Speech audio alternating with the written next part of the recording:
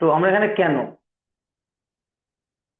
মানে আমরা এখানে এসেছি কি জন্য? আমরা একটা ক্লাস শিখতে এসেছি, বুঝতে এসেছি, জানতে এসেছি। তো আমরা স্টক মার্কেট সম্বন্ধে কি জানি, এটা ফার্স্ট আমাদের একটা ক্লিয়ার ধারণা দরকার। তো আমার সেই জায়গায় প্রশ্ন হচ্ছে যে, ও কি আসছে? রাহুল বসে পড়ো।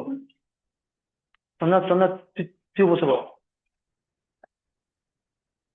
তোমাদের কি এর আগে কোনো ধারণা আছে মার্কেট নিয়ে? ও ওই ওই স্যারের কাছে, চিত্ত স্যারের কাছে। আচ্ছা, পলাশের কোনো ধারণা নেই? বিষয় হচ্ছে, আমরা প্রত্যেকেই এখানে এসেছি একটা, আমরা যে ফিল্ডে আছি, যে প্রফেশনে আছি, তার বাইরে একটা রোজগারের জন্য। তো আমরা প্রত্যেকেই মোটামুটি লিনিয়ার রোজগার করি, লিনিয়ার ইনকাম করি প্রত্যেকে। রোজগারের চারটে ক্যাটাগরি আছে, একটা হচ্ছে লিনিয়ার, একটা লিভারেজ, একটা আইডেল, একটা হচ্ছে উইন্ডফল।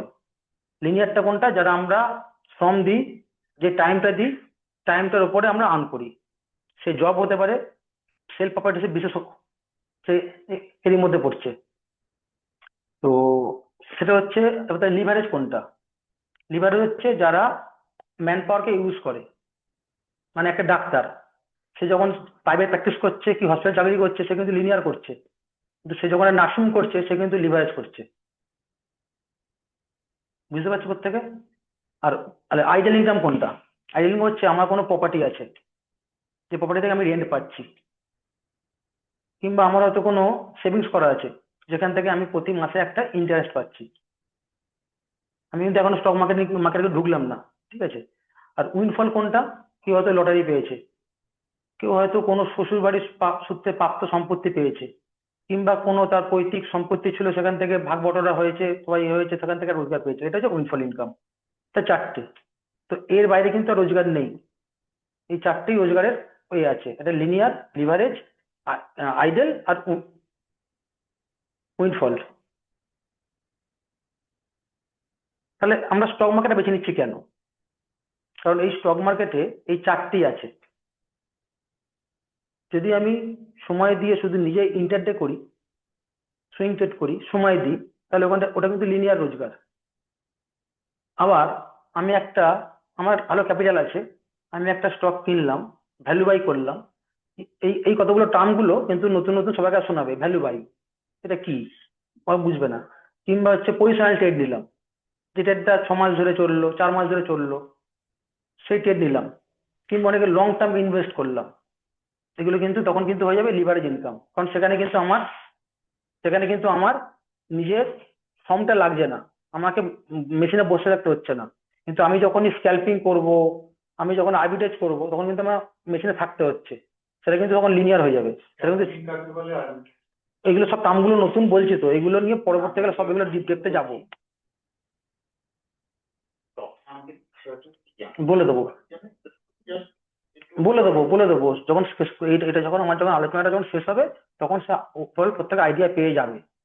ঠিক আছে, এখন যার যার মাথায় যা যা প্রশ্ন আসবে রেখে দাও, কিংবা খাতায় কোনো পারলে নোট ডাউন করে নাও। তাহলে আমি আবার যখন বলবে, আমি তখন প্রত্যেকে অ্যান্সার করে দেবো। তো স্টক মার্কেটে কেন, মানে আমরা স্টক মার্কেটে বেছে নিলাম কেন? এটা তো অন্যান্য অন্যান্য আরো অনেক ফিল্ড ছিল, আরো অনেক প্রফেশন ছিল, আরো অনেক কিছু ছিল। স্টক মার্কেটটা হচ্ছে একটা কিন্তু high income skill. High income skill বলতে কি কি? যেখানে একটা মনে করো সিঙ্গার, সেটা কিন্তু হাই ইনকাম স্কিল। একটা ভালো অভিনেতা, সেটা কিন্তু হাই ইনকাম স্কিল। একটা ভালো স্পিকার, সে কিন্তু হাই ইনকাম স্কিল। ভালো প্লেয়ার, সে কিন্তু হাই ইনকাম স্কিল। এগুলো কিন্তু প্রতিটাই কিন্তু হাই ইনকাম স্কিল। স্টক মার্কেটটা কিন্তু হাই ইনকাম স্কিল। যদি এই স্কিলটাকে তুমি যদি ডেভেলপ করতে পারো, মাস্টারি করতে পারো, তাহলে কিন্তু এটা তোমাকে একটা সেই লেভেলে ইনকাম দেবে। সেটা হাই লেভেল ইনকাম, যে আমরা ফিল্ডগুলো জানি। এবার সব সিঙ্গার তো সমান রোজগার করে না, সব অভিনেতা সমান নয়। ফলে এখানেও তুমি কোন জায়গায় থাকবে সেটা ডিপেন্ড করে তোমার নিজের উপরে, তুমি কতটা ইনপুট দেবে তার উপরে, এবং তার সঙ্গে সঙ্গে মাইন্ডসেট। এখানে একটা জিনিস মাথায় রাখতে হবে যে, এখানে যা শিখবে সেটা কিন্তু 20%, 80% কিন্তু তোমার সাইকোলজি, মানে মাইন্ডসেটটা, ওটার উপরে কাজ হবে। ঠিক আছে, তো ওটা মোটামুটি কিছু কিছু তোমাকে দিয়ে দেওয়া হবে, ওটা নাহলে কিন্তু হবে না, মানে তুমি সেটা আসতে পারবে না সেই জায়গাটাতে। তো স্টক মার্কেটটা কেন না, এখানে ফ্রিডম পাওয়া যাবে। ফ্রিডমটা কিসের? টাইম ফ্রিডম, মানি ফ্রিডম, এবং প্লেস ফ্রিডম। তুমি এইখানে আছো, এখান থেকে ট্রেড করতে পারো। বোম্বে আছো, বোম্বেতে ট্রেড করতে পারো। তোমার একটা ইউজার আইডি পাসওয়ার্ড, তুমি যেখানে ডিম্যাট অ্যাকাউন্ট খুললে সেখান থেকে একটা ট্রেডিং অ্যাকাউন্ট তোমার তারা প্রোভাইড করবে। তুমি সেই ট্রেডিং অ্যাকাউন্টের মধ্যে তুমি ট্রেড করতে পারো, সে তুমি ইন্ডিয়াতে থাকো, বিদেশে থাকো, যেখানেই থাকো। ঠিক। ফ্রিডমটা কি? তুমি ইনস্ট্রুমেন্ট চুজ করার ফ্রিডম। তুমি এনএসসি তে করবে না বিএসসি তে করবে, তুমি স্টকে ক্যাশে করবে না ফিউচারে করবে, তুমি অপশনে করবে, সেটা তোমার উপরে। তুমি ফরেক্সে করবে না, এখন বিটকয়েন এসছে, বিটকয়েন আর ইথারিয়াম, না না বিটকয়েন আর বিটকয়েন ইথারিয়াম ওটা, হ্যাঁ হ্যাঁ হ্যাঁ, গোল্ডে করবে, সিলভারে করবে না, তুমি ধানে করবে, গমে করবে, সবই করতে পারো। এখানে কিন্তু লার্জ স্কেল অফ তোমার একটা ইনস্ট্রুমেন্ট পেয়ে যাচ্ছ তুমি। তুমি তার মধ্যে তুমি যেটা তোমার সুটেবল, তোমার যেটা ম্যাচ করে তুমি সেটা করতে পারো। এবং টাইম, তুমি মনে করো 9টা 15 থেকে 3:30 পর্যন্ত আমাদের এনএসসি খোলা আছে, কিন্তু কমোডিটি মার্কেট খোলা থাকবে রাত্রি 11:30 পর্যন্ত। তেমনি ফরেক্স 24/5 করতে পারো। বিটকয়েন আবার 365 দিনই চলে, 24 ঘন্টায় চলে। সুতরাং এগুলো প্রতিটা তুমি একটা টাইম ইয়েও পাচ্ছ, ফ্লেক্সিবিলিটি পাচ্ছ, তুমি পেস ফ্লেক্সিবিলিটি পাচ্ছ। এবং সবথেকে বড় হচ্ছে কি, অন্য যে কোনো বিজনেস করতে গেলে তোমাকে সেখানে কিন্তু এই ক্রেডিট ক্যাশ এটা ব্যাপার থাকে, এখানে কিন্তু ব্যাপার নেই। অন্য কিছু করতে গেলে সেখানে একটা এস্টাবলিশমেন্ট কস্ট থাকে, এখানে সেটা নেই। কিন্তু এইটা নেই বলে সমস্যাটা হয়ে যায়। সমস্যাটা হয়ে যায় কেন? যে টাকা থাকলে ট্রেড করা যায়। তুমি একটা অ্যাকাউন্টে 50,000 টাকা ফেলে দিলে, নিয়ে তুমি ট্রেড করলে। কিন্তু তুমি বলো তো একটা জিনিস, যে কোনো ফিল্ডে যাচ্ছ, মনে করো ডাক্তার, ইঞ্জিনিয়ার, সফটওয়্যার, যে কোনো, তোমাকে কিন্তু কোথায় পড়তে হয়। পড়ার পরে তবে তুমি আর্নিং এর জায়গায় যাও। এখানে কিন্তু কেউ সেটা করে না। এখানে বেশিরভাগ লোকই, ও ট্রেড করছে আমি করব, ও টিপস দিচ্ছে আমি করব। এই টিপস ট্রেড দেখে কারো শুনে করি, কিন্তু কেউ জেনে, কেউ শিখে করে না। ঠিক বলছি তো? আমরা সবাই জানি যে ক্যাসিনোতে, মানে এতে যারা খেলে তারা হারে, যেতে কিন্তু ক্যাসিনো মালিক। কেন? কারণ, কেন? হাউস ভ্যালুয়েশন, ঠিক কথা, কেন?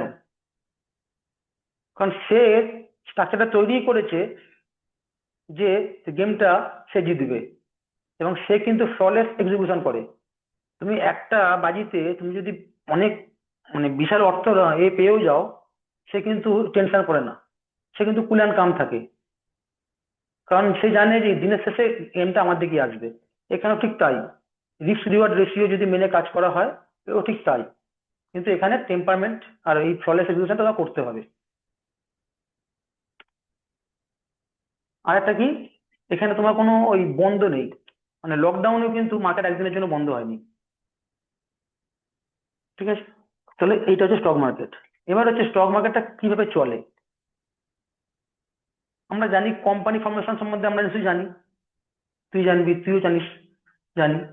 তো কোম্পানি ফর্মেশনটা কিভাবে হয়, তো কোম্পানি ইকুইটি স্ট্রাকচার কিভাবে তৈরি হয়। কম- তোমরা কি জানো কোম্পানি ফর্মেশন? তোমাদের বলছি, যারা অনলাইনে আমি তাদেরকে বলছি। না। আচ্ছা, তো কোম্পানি ফর্মেশন হয়, হ্যাঁ আমি বলছি এবার। কোম্পানি 3টে টাইপের কোম্পানি হয়। একটা হচ্ছে প্রাইভেট লিমিটেড কোম্পানি, একটা পাবলিক লিমিটেড কোম্পানি, আর একটা হিন্দু আনডিভাইডেড প্রপার্টি অ্যাক্ট যাকে বলে। তো প্রথমে বলে যে হিন্দু আনডিভাইডেড প্রপার্টি অ্যাক্টটা, সেটা হচ্ছে যে সেই পরিবারের যে জন্মাবে বাই বর্ন, সে কিন্তু ওই কোম্পানির মালিক হয়ে যাবে। আর যেটা প্রাইভেট লিমিটেড কোম্পানি, সেখানে কিন্তু তারা নিজেদের মধ্যে একটা গোষ্ঠী সীমাবদ্ধ থাকে, যে তারা 3 জন হোক 7 জন হোক, তারা মিলে কোম্পানিটা তৈরি করে। এবং কোম্পানি ইকুইটি স্ট্রাকচার সেভাবে তৈরি করে, কেউ 25% শেয়ার থাকে, কেউ 35 থাকে, কেউ 15% থাকে। এইভাবে তারা নিজেদের মধ্যে একটা মিউচুয়াল আন্ডারস্ট্যান্ডিং করে তারা কোম্পানিটা তৈরি করে। আর আমাদের এখানে বিষয় কিন্তু ওই প্রাইভেট লিমিটেড নিয়েও নয়, কিংবা হিন্দু আনডিভাইডেড পাবলিকের নিয়েও নয়। আমাদের এখানে কিন্তু সম্পূর্ণ এটা হবে, সেটা হচ্ছে কিন্তু ওই পাবলিক লিমিটেড কোম্পানি নিয়ে, যারা তৈরি হয় লার্জ স্কেলে। তারা 7 জনের বেশি প্রোপাইটার তারা প্রথমে শুরু করে। তারা প্রত্যেকে এই কোম্পানির মালিকানা হয়, কিন্তু কোম্পানি একটা সেপারেট ব্যক্তি। তারা কিন্তু ওই তাদের দায়টা শুধু ওই তাদের ক্যাপিটালটাই দায়। তো এবার এরা করতে করতে যখন একটা সময় এলো, যখন দেখলো যে আমরা তো করছি নিজেরা, করতে করতে এটা এদের প্রয়োজন পড়লো কিছু আরো ফান্ডের, তখন এরা আইপিও মানে ইনিশিয়াল পাবলিক অফার এটা এনে তারা মার্কেটে লিস্টিং হয়, যে পাবলিককে আমাদের কোম্পানি তারা শেয়ার কিনবে এবং আমাদের সেই টাকাটা পাবো আমরা অ্যাজ এ ক্যাপিটাল তারা ইউজ করতে পারবো। তারা তখন করে কি, তারা তাদের নিজেদের যে হোল্ডিং থাকে সেই হোল্ডিং থেকে কিছু পার্সেন্ট অফ শেয়ার তারা ছেড়ে দেয়, ছেড়ে দিয়ে তারা ওই পাবলিকের কাছে গিয়ে একটা অ্যাপ্রোচ করে যে আমাদের এই এই কোম্পানিটা, এবার পাবলিক সেটা দেখে, এখন অনেক রেটিং সংস্থা আছে, ক্রিসিল টিসিল আছে, তারা রেট করে সেই হিসাবে যে হ্যাঁ এই কোম্পানিটা আগামী দিনে ভবিষ্যৎ কি আছে না আছে সেইভাবে পাবলিক তখন এ করে। এবার এদের একটা ফেস ভ্যালু থাকে, ফেস ভ্যালুটা মানে ম্যাক্সিমাম ক্ষেত্রেই হয় এরা দেখে 10 টাকা এবং বাকিটা থাকে প্রিমিয়াম। ঠিক আছে, তা এরা কিন্তু একটা ওইভাবে একটা ক্যাপিটালটা জোগাড় করে, তার মানে কি এরা যে ক্যাপিটাল এতদিন ধরে কোম্পানিটা ভালোভাবে চালিয়ে এলো, তা তার যে মানে গুডউইলটার বেনিফিটটা পেলো প্রিমিয়ামটা। প্রিমিয়ামটা কিন্তু তোমার ওই কোম্পানি মালিকানার মধ্যে পড়ছে না, তোমার কিন্তু মালিকানা সীমাবদ্ধ ওই 10 টাকা ফেস ভ্যালুটাতেই। যে 1 লাখ শেয়ার হয়তো টোটাল ইকুইটি আছে 1 লাখ, তারা ছাড়লো হয়তো 20,000, ওই 20,000 ইন্টু 10, এটাই তারা হচ্ছে অ্যাজ এ তাদের মানে প্রফিট এতে মানে এতে দেখাবে, বুকে দেখাবে এই 20,000টাই তাদের অ্যাজ এ ক্যাপিটাল, বাকিটা কিন্তু প্রিমিয়াম। বুঝতে পারলে? তো বুঝতে পেরেছিস? হ্যাঁ। না, হ্যাঁ, কে না বললো? আমি বুঝিনি। আমি আচ্ছা শ্রেয়সী। আচ্ছা আচ্ছা, হ্যাঁ বলছি যে একটা কোম্পানি মনে করো তার বুক ভ্যালু দেখাচ্ছে 1 লাখ টাকা, বুক ভ্যালু। তো সেই 1 লাখ মানে টাকাটায় তারা, কোম্পানিটার কাছে টোটাল 1 লাখ টাকা আছে, তাই তো? যে না আমার 1 লাখ টোটাল টাকা আছে না, ক্যাপিটাল। 1 লাখ টাকা তারা পুঁজি মানে ক্যাপিটাল। হ্যাঁ, মানে আমার এবার ক্যাপিটালটা 1 লাখ টাকা, হ্যাঁ। হ্যাঁ 1 লাখ টাকা ক্যাপিটাল।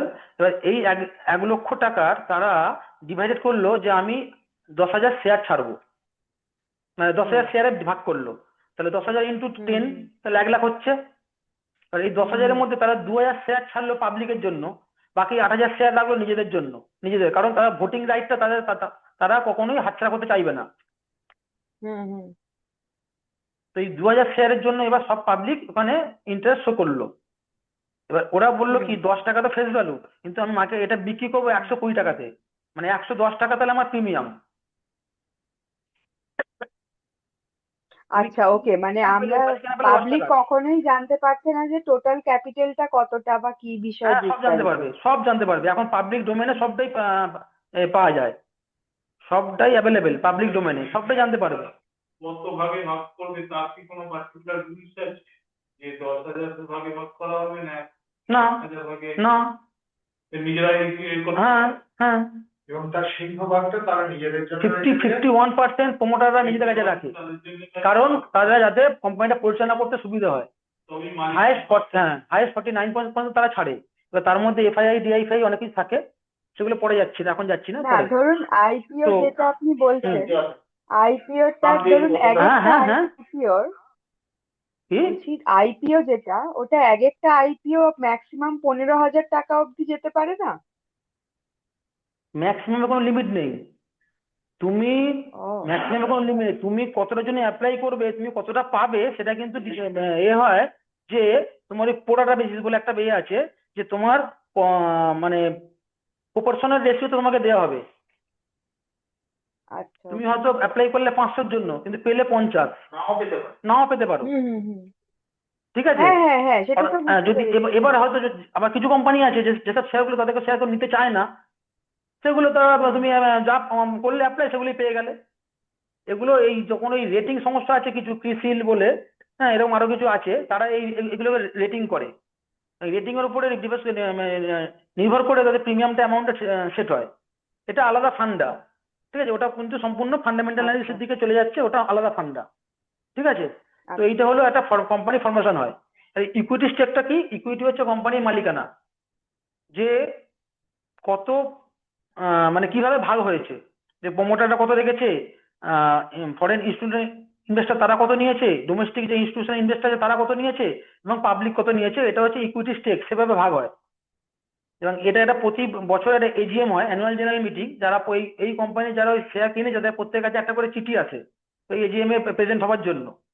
তো অনেকে যায় যায় না, কিন্তু ভোটিং রাইটটা দেখা যায় যে ভোটিংটা কিন্তু 51% যেটা হচ্ছে সেটাই ওরাই কিন্তু উইনার হয় এবং ওদের ডিসিশনই কোম্পানিটা চলে।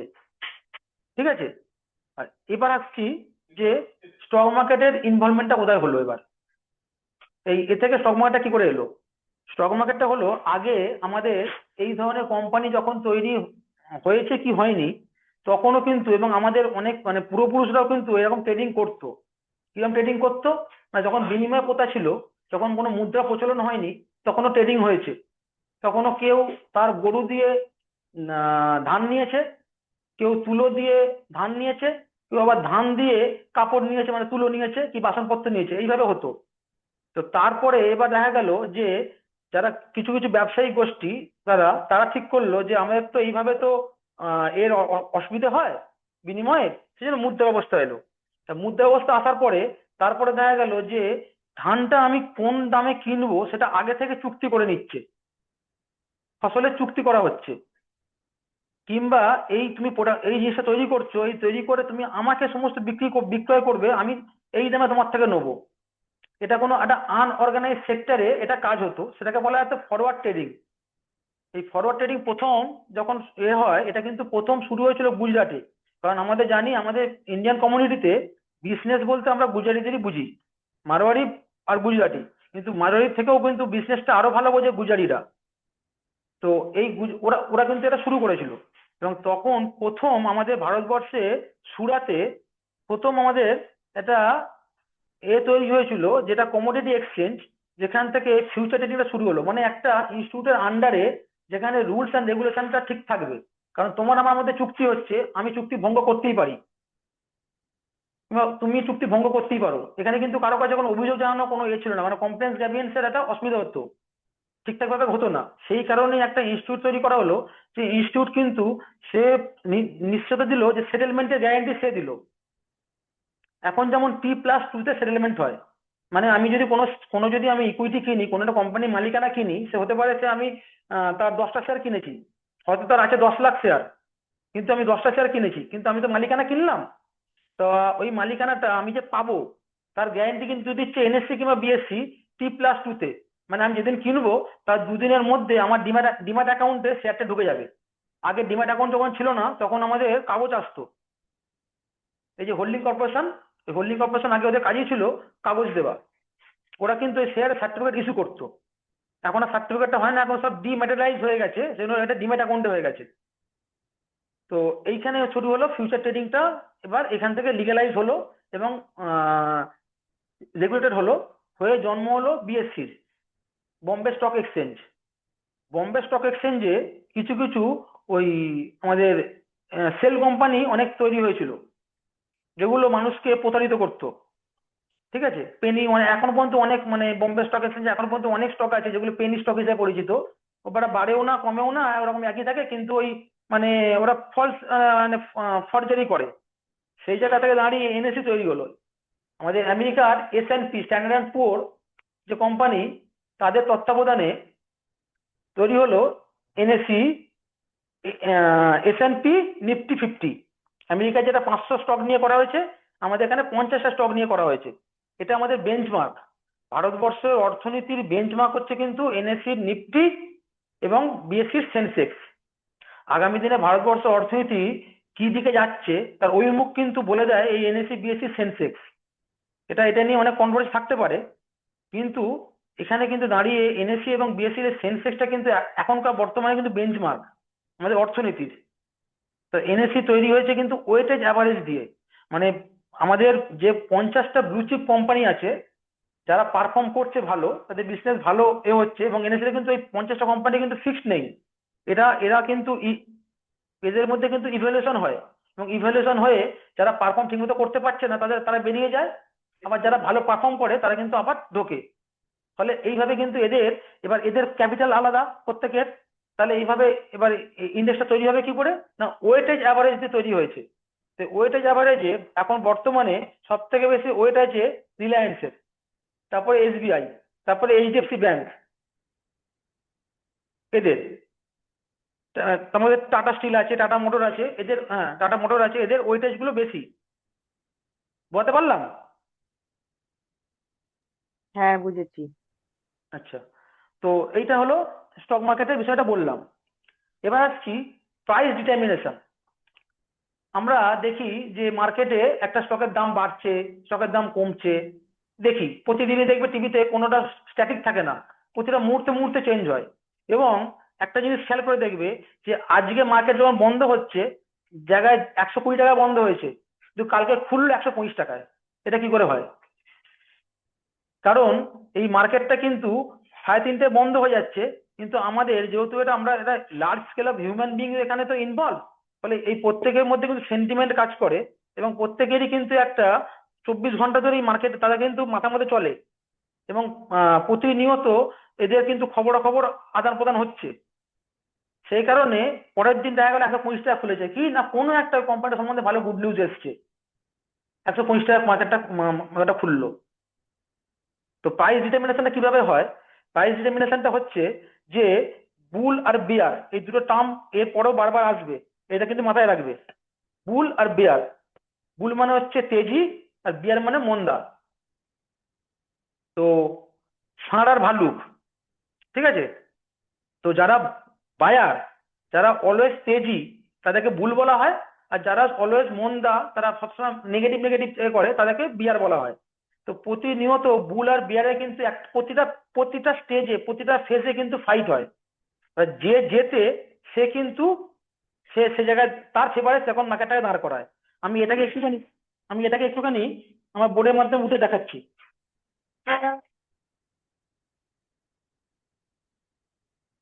মার্কেট এইখানে একটা 120 টাকায় একটা শেয়ার বন্ধ হলো আজকে।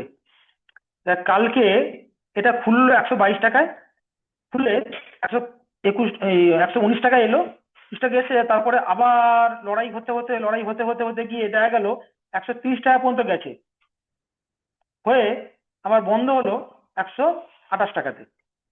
তার মানে এটা কি হলো, এইখানে যারা বুল ছিল, আগের দিন 120 টাকা বন্ধ হয়েছে, সারা রাত্রে তাদের মধ্যে কিছু একটা মানে ইনপুট এদিক ওদিক হয়েছে, এবং তাদের সেন্টিমেন্টে মনে হয়েছে যে না, এর দাম এই এই ABC, যাই হোক একটা কোম্পানি, ধরলাম এই কোম্পানির শেয়ারটার দাম 120 টাকা নয়, এটা 122 টাকা দরকার।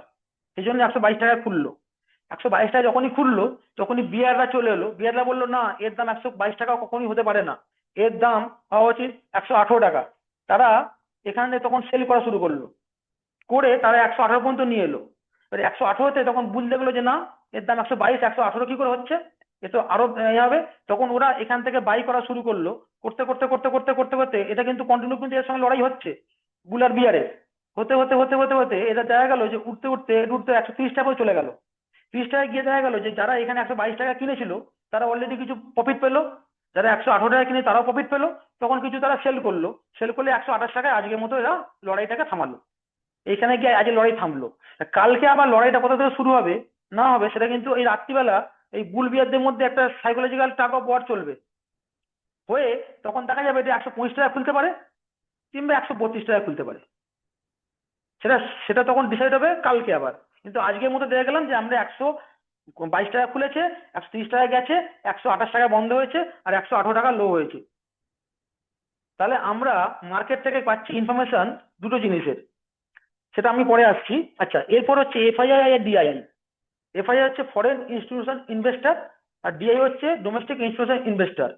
মানে বিদেশে যে সমস্ত ফান্ড, বড় বড় ফান্ড হাউস থাকে, যারা হেজিং ফান্ড বলি, তাদেরকে বলা হয় এফআইআই। এবং এরা সমস্ত মানে সারা ভারতবর্ষে যে যে এমার্জিং মার্কেট গুলো থাকে, সেই এমার্জিং মার্কেটে তারা কিন্তু লগ্নি করে, মানে নিবেশ করে বা ইনভেস্টমেন্ট করে। এরা যখন করে তখন কিন্তু লার্জ স্কেলে করে, আর এরা যখন বিক্রি করে তখন কিন্তু লার্জ স্কেলে বিক্রি করে। ফলে আমাদের এই এফআইআই আর ডিআই, এরা কিন্তু বিগ ফিশ। এফআইআই আর ডিআইআই, ডিআইআই কায় আমাদের এইখানে, ডিআইআই বলতে LIC, SBI life, HDFC life, এই সমস্ত বড় বড় যারা মানে ইন্স্যুরেন্স সেক্টরে যারা যারা আছে, তারা কিন্তু এই ডিআইআই এর মধ্যে পড়ে। এরা ডোমেস্টিক ইনস্টিটিউশনাল ইনভেস্টর। তাহলে আমরা কারা? আমরা কিন্তু আমরা হচ্ছি পুরো পিওর রিটেলার। আমাদের কিন্তু এই প্রাইস ডিটারমিনেশন কোনো ভূমিকা থাকে না। এই প্রাইস ডিটারমিনেশনটা কিন্তু সম্পূর্ণ হয় এফআইআই, ডিআইআই, এবং এদের মধ্যেও কিন্তু বুল এবং বিয়ার আছে, এবং এরাও কিন্তু অলওয়েজ রাইট হয় না। এই যে আমরা ভাবি যে এরা মানে এদের অনেক বড় হিউজ স্কেলে এরা একটা বড় একটা লার্জ সেট আপ নিয়ে এরা কাজ করছে, এদের কাছে ডেটা আসছে, এদের কাছে ইনফরমেশন আসছে, তো এরা তাহলে তো আগে আগে শেয়ারটা বুঝে যাবে, আগে আগে প্রেডিকশন করে নেবে, আগে আগে এ করবে, তা নয়। এরাও কিন্তু ভুল হয়, এদেরও কিন্তু লস হয়। কারণ এইটা কিন্তু এদের মধ্যেও কিছু কিছু আছে বুল আর কিছু আছে বিয়ার, এদের মধ্যেও ঠিক তাই, বুল আর বিয়ার দুটো আছে। ফলে এদের মধ্যে টাগ অফ ওয়ারটাই হচ্ছে কিন্তু ওই দিনের প্রাইসটা। বুঝতে পেরেছি? হ্যাঁ, আমি হ্যালো। বলতে চাইছি, হুম। হ্যাঁ শোনা যাচ্ছে, হ্যাঁ আমি বলছি হ্যাঁ, শোনা ধরুন যাচ্ছে, বলো। আপনি যেটা বললেন বুল আর বিয়ারে, হুম। ধরুন বুল আর আমার বিয়ার। 3টের সময় যেটা মার্কেটটা বন্ধ হচ্ছে, ধরুন আপনি বলছেন 120 টাকায় কোনো একটা হুম। শেয়ার। এবার এখানে কোনো হুম। একটা জায়গায় হুম। এই বুল আর দাঁড়াও, বিয়ারের আমি ফাইট ধরো আমি হলো। ধরো দাঁড়াও, আমি ধরো ব্লুটুথ অফ হুম, করা হচ্ছে, দাঁড়াও, এরাও শুনতে পারবে। ও আচ্ছা।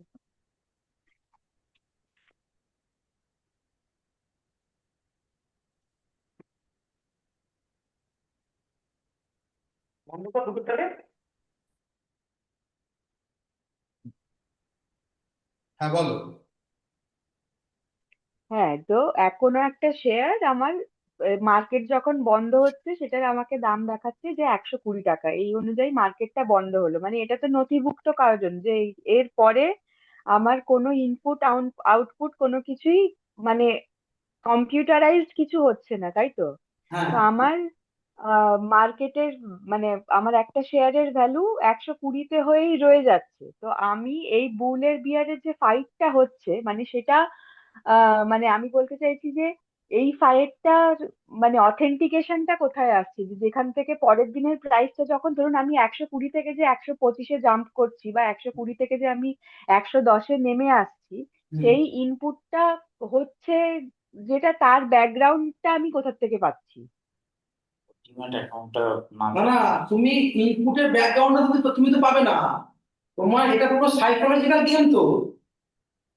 এবার মনে করো, মানে এই সাইকোলজিক্যাল গেমটা আমার কম্পিউটারে নথিভুক্ত হচ্ছে কিভাবে? না বলছি মনে করো আজকে আমি সাপোজ বলছি, মনে করো টাটার মতো, ঠিক আছে, বাইরে ওর অনেকগুলো দেশে রপ্তানি করে, বিশেষ করে আমেরিকা হুম, অনেক জিনিস রপ্তানি করে, মানে মোটর পার্টস টার্স হুম, রপ্তানি করে।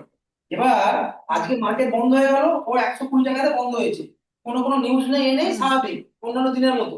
হুম, কিন্তু হুম, রাত্রিবেলা হুম, ডোনাল্ড ট্রাম্প টুইট করলো যে কাল থেকে আমি 50% ট্যারিফ করছি ইন্ডিয়ান কোম্পানিগুলোর উপরে। তাহলে এই যে ইনফরমেশনটা হলো, এটা কিন্তু 120 টাকাটা কিন্তু কিছু করতে পারছে না। কিন্তু পরের দিন দেখা গেল যে হুম, টাটা মোটরস, যেহেতু এদের মধ্যে ইন্ডিয়ান কোম্পানিগুলোর মধ্যে সব থেকে বেশি হয়তো টাটা মোটর করে এক্সপোর্ট, হুম, তাহলে ওর শেয়ারের দামটা পরের দিন হয়তো দেখায় খুললেই হয়তো দেখো গ্যাপ ডাউনে, এই যে 120 টাকা ছিল হয়তো খুললেই হয়তো 100 টাকাতে খুললো। বুঝতে পারলাম? এটা কিন্তু ওভারনাইট ইনফরমেশনের কাজ হচ্ছে এগুলো। এগুলো তোমার আমার হাতের কোনো কিছু নেই, এবং এটা কিন্তু সম্পূর্ণ মানে অ্যাজাম্পশন। এর কিন্তু কোনো পেপার ভিত্তি নেই যে কেন 110 টাকা হচ্ছে। এটা কিন্তু অ্যাজাম্পশন, কারণ কোনো একটা বড় এফআইআর মনে হয়েছে যে 120 টাকাটায় যে ওর যে ভ্যালু, কোম্পানির যে ভ্যালু, সেটা 120 টাকা নয়, 110 টাকা হওয়া উচিত পার শেয়ার। হ্যাঁ, মানে তার জন্য সে কি অ্যাকশন নিয়েছে যার জন্য শেয়ারটা 110 টাকায় নেমে আসছে? কোনো অ্যাকশন নিতে হয়নি, পরের দিন 120 টাকা কোনো বায়ার নেই। Demand supply. আচ্ছা, 120 টাকা কোনো বায়ার নেই এখানে তো। আচ্ছা, আচ্ছা, ওকে, ওকে, ওকে, ওকে, ডিমান্ড ওকে, সাপ্লাইয়ের বুঝতে উপরে পেরেছি, বুঝতে পেরেছি। 120 টাকা কোনো হুম, বায়ার হুম, নেই। হুম, 120, 100, 110-এ, 110-এ খোলার পরে দেখা যাচ্ছে হু করে ফ্রিফল, একটা ফ্রিফল হচ্ছে। কারণ কি, সবাই তখন বেচছে, কেউ কিনছে না। এবার তুমি আমি আচ্ছা, কিনতে আচ্ছা, গেলে স্টে ওকে, করতে ওকে। পারবো না, কারণ আমরা রিটেলার। আমরা খুব জোর হলে 5,000 কোয়ান্টিটি কিনতে পারি, কি ম্যাক্সিমাম যদি আরো বেশি হয় 10,000 কিনতে পারি। কিন্তু ওরা এটা, হুম, হুম, ওরা প্রতিটা এক একটা লট কাজ করে না। ওরা এই যে টাটা মোটরস যখন তুমি দেখবে, যখন আরো যখন দেখতে ঢুকবে, তখন দেখবে যে এদের লট সাইজটা কত আছে। তখন দেখবে এদের এক আচ্ছা, একটা আচ্ছা, ওকে, ঠিক আছে ওকে, বুঝতে পেরেছি। 350 একটা লট। হুম, হুম, হুম, বুঝেছি, বুঝেছি এরা এবারে। মারছে 5,000 লট মারছে, আমার 5,000 কোয়ান্টিটি কিনছে, ওরা 5,000 লট মারছে। তো ন্যাচারালি তখন হ্যাঁ হ্যাঁ হ্যাঁ বুঝতে ফলে পেরেছি। প্রাইস ডিটারমিনেশনটা কিন্তু পরে কিন্তু এরা বড় বড় এফআইআই দিয়ে। তো আমাদের তাহলে কাজটা কি হবে? আমাদের কাজটা হবে যে এই যে এফআইআই ডিআই এর যে লড়াইটার মধ্যে যারা জিতছে তাদেরকে ফলো করা। কেন? তাহলে আমরা তো এটা অন্যভাবে করতে পারি। এবার আসছি আমাদের মেইন জায়গাটাতে, যে দুটো ভাবে করতে পারি, একটা হচ্ছে ফান্ডামেন্টাল, একটা হচ্ছে টেকনিক্যাল। ফান্ডামেন্টালটা কি না, ব্যালেন্স শিট, কোম্পানিটা কি কাজ করছে, কোম্পানিটার স্ট্রাকচার কেমন, কোম্পানিটা আগের বছরের রেশিও বা পিএল রেশিও মানে প্রফিট প্রাইস আর্নিং রেশিও কি আছে, পি রেশিও কি আছে, কোম্পানিটা রিটার্ন অন ইনভেস্টমেন্ট কি আছে, আরওআই কি আছে, কোম্পানিটার ডেট ইকুইটি রেশিও কি আছে। তাহলে আমরা এইভাবে একটা ধারণা পাচ্ছি যে এই কোম্পানিটা আগামী দিনে এই পসিবিলিটি আছে, এবং কোম্পানিটার প্রমোটার হোল্ডিং কত পার্সেন্ট শেয়ার আছে, ম্যানেজমেন্টে কারা কারা আছে, এদের কম্পিটিশন কোন কোন কোম্পানির সঙ্গে, গভর্নমেন্টের রুলস কি, পলিসি কি আছে, এই সমস্ত কিছু নিয়ে কিন্তু ফান্ডামেন্টাল অ্যানালিসিসটা রিসার্চ করে। তারা কিন্তু এই যে বললাম যে আমি এর আগে কিছু আগে নাম নিলাম যে কৃষিলের, এরা কিন্তু এই কাজগুলো করে করে কিন্তু এদের গ্রুপ ভ্যালুটা ডিফাইন করে যে এটা হচ্ছে এদের এইটা অরিজিনাল, এটা কোম্পানিটা এই দাম হওয়া উচিত। কিন্তু আমরা যে হিউম্যান সাইকোলজি আমরা যেটা করি সেটা হচ্ছে ওই গ্রুপ ভ্যালুর উপরেও আমরা আগামী দিনে ভবিষ্যৎ স্পেকুলেশন করি, করে কাজ করি। তো ফান্ডামেন্টাল অ্যানালিসিস আর টেকনিক্যাল অ্যানালিসিস মধ্যে আমরা টেকনিক্যালটা বেছে নিচ্ছি কেন? কারণ ফান্ডামেন্টাল অ্যানালিসিসে প্রচুর ডেটা নিয়ে কাজ করতে হয়, প্রচুর ডেটা। একটা কোম্পানি ফিনান্সিয়াল রিপোর্ট কে পড়ে বোঝা তোমার আমার মতো লেভাইসের মানে যারা নোভাইস তাদের কিন্তু কাজ নয় এটা, আমরা কিন্তু লেম্যানের কাজ নয়। একটা সিএটিও তারা মানে ভালো একুরেট সিএ তারাও কিন্তু একটা ব্যালেন্স শিট এই করে রিড করে কিন্তু তারা বলতে পারে না যে এই কোম্পানিটা ভবিষ্যৎ কি হতে পারে, কতটা ভালোভাবে মানে মানে একদম পারফেক্টলি ভাবে। এটা এক নম্বর। দু নম্বর কথা হচ্ছে তুমি যে ডেটাটা অ্যানালাইজ করবে সেই ডেটাটা তোমার কাছে আসার আগে, পাবলিক ডোমেনে আসার আগে তাদের যে কোম্পানি যারা নিয়ে ওকিবল তাদের কাছে পৌঁছে যাচ্ছে। এবং তুমি একটা কোম্পানিকে নিয়ে ডেটাগুলো কালেক্ট করে সেটাকে নিয়ে রিসার্চ করে এ করে করতে দেখবে যে 15 দিন 1 মাস চলে গেছে, তাহলে পাইপে যেখানে ছিল সেখান থেকে অলরেডি একটা মুভ হয়ে গেছে। বুঝতে পেরেছি? ফলে এই কারণে হ্যাঁ ফান্ডামেন্টাল হ্যাঁ অ্যানালিসিস দিকে আমরা যাচ্ছি না। ফান্ডামেন্টাল অ্যানালিসিস কিন্তু কাজ করে, লং টার্মে কিন্তু এটা কাজ করে, এবং এরাই কিন্তু প্রাইসের শেয়ারের যে প্রাইসটা ডিটারমিনেশনে এটা কিন্তু একটা বড় ভূমিকা। এমআরএফ আজকে 55,000 কেন হলো সেটা কিন্তু ফান্ডামেন্টালি বলে দিয়েছে। পিডিলাইট পিডিলাইট কোম্পানিটা আজ থেকে যখন 20 বছর আগে যখন টিভিতে অ্যাড দিত, একটা ডিম রাখলে দেখা যাচ্ছে পেপার ডাবার করে রেখে ডিমটা ফাটানো যাচ্ছে না, তখন কিন্তু পিডিলাইটটা কিন্তু শেয়ারের দামটা এই এই জায়গায় ছিল না। কিন্তু আজকে পিডিলাইটটা এই জায়গায় গেছে, সেটা কিন্তু ফান্ডামেন্টাল অ্যানালিসিসটা এটা এটা মানে রিসার্চ করে বার করেছে। এবং এদেরও কিন্তু ভুল হয়, এদেরও কিন্তু এরা 10টা কোম্পানিকে নিয়ে কাজ করলে দেখা যাচ্ছে 8টে ঠিক 6টা ভুল। কিন্তু এই যে 4টে ঠিক, সেই 4টে কিন্তু এরা কিন্তু হিউজ পরিমাণ রিটার্ন দেয়, যে 6টাকে তারা মেক আপ করে দিতে পারে। যেমন এখন স্টার্টআপ কোম্পানি যদি সবগুলো স্টার্টআপ সাকসেসফুল, সবগুলো কি ইউনিকর্ন হয়েছে? হয়নি। ইউনিকর্ন যারা হয়েছে তারা কিন্তু বিশাল পরিমাণে তারা প্রফিট দিয়েছে, আবার কোনো স্টার্টআপ আছে তারা কিন্তু মুখ পুড়ে পড়েছে। কিন্তু এই স্টার্টআপে কিন্তু লগ্নি কিন্তু অনেকেই করছে, মানে যারা মানে ইনভেস্টর তারা করছে। বুঝতে পেরেছি?